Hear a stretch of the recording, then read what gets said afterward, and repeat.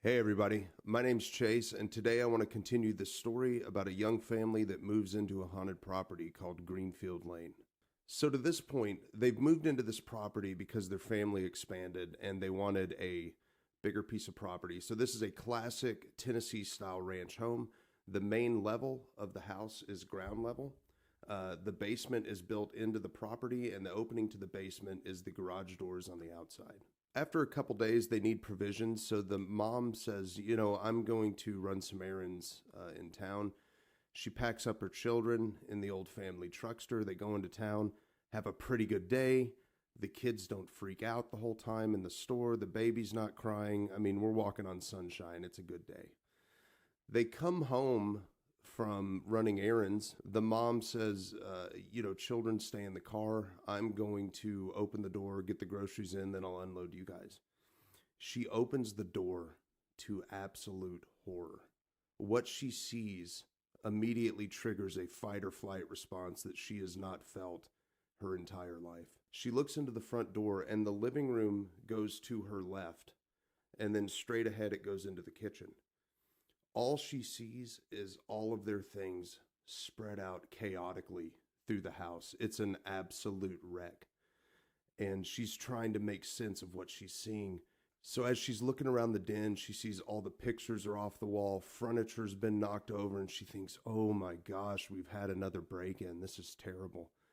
She looks down and just gets immediate goosebumps. What she sees all over the floor is baby powder spread everywhere, just chaotically. It's like someone took a jar of baby powder and just all over the house. And the closer she looks at it, the scarier it gets. She looks down and hones in on what she's seeing, and she sees two sets of footprints, a set of paw prints, and a set of hoof prints. And she's thinking, oh no, we've had another weird break-in. I know we've changed the locks. I better call the sheriff's department. So in today's time, we would immediately dart out of the house, get on our iPhone, call 911. Well, in the early 90s, they didn't have cell phones. She runs in to the kitchen, calls 911. As she's on the phone with 911 dispatch, they advise her to wait in the van, and they'll route a deputy immediately. As the mom is sitting in the van waiting for the dispatch to show up, she's recalling the past few weeks in her head. She's trying to make sense of, my children are seeing people that aren't there. The previous owner's children are showing up and don't understand where their parents are. This is the second time we've had to call the police out for the same activity. I don't understand what's going on. I don't understand why we live here. I cannot protect my family in this house. The dispatch finally shows up. It's a canine unit. He gets the dog out of his car, and he makes contact with the mom, and he said, hey, we're going to sweep the house real quick. You guys stay out here. So the deputy and the canine enter the front door of the house, which is at the ground level, and they're sweeping the house, and he's making a note of the baby powder everywhere, the footprints, the hoof prints, the paw prints. The dog is very intrigued. He's sniffing around. He's leading the deputy in all directions. They sweep the upstairs. They don't find anything missing, but they do notice, that the stuff's thrown about. It's askew. It's a heck of a mess to clean up. So the deputy and the dog decide they need to sweep the basement. They get about a third of the way down the stairs, so it's a winding staircase. So it goes down, and then there's a 90-degree platform, and then another 90 degrees, and you enter into this very dark and narrow hallway that is an L. There are no windows and there are no lights on. It's completely dark. The only entrance into the basement is from the garage or from behind them up the stairs.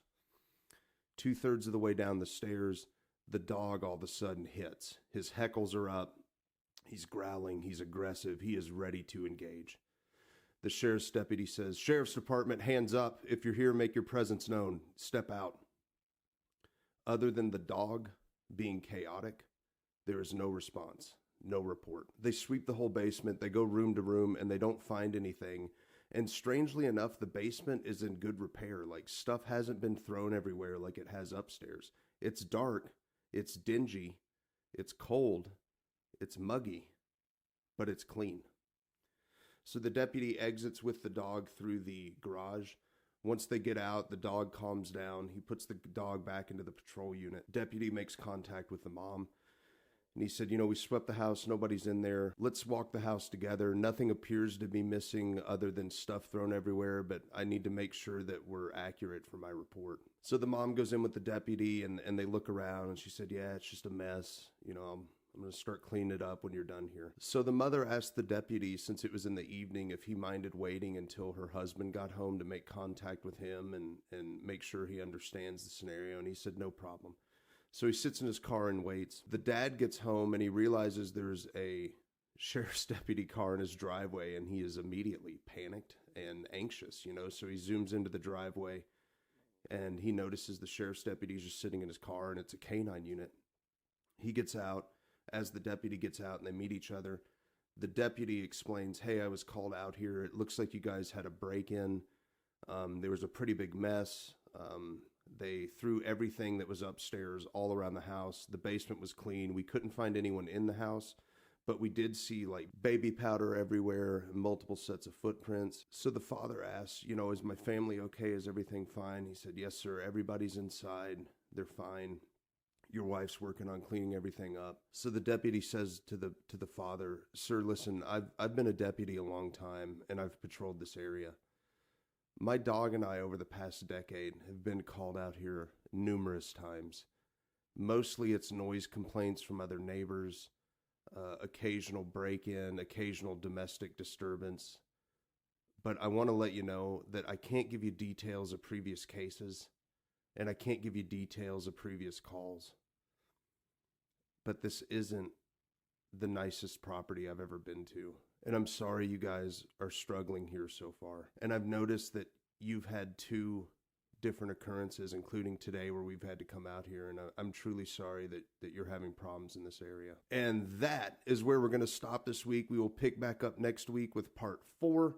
If you enjoy this short story format, please be sure to interact with me. Follow me on TikTok, subscribe to YouTube, comment. They're also uploaded on Facebook. I appreciate everybody. I love you all very much. Have a great week.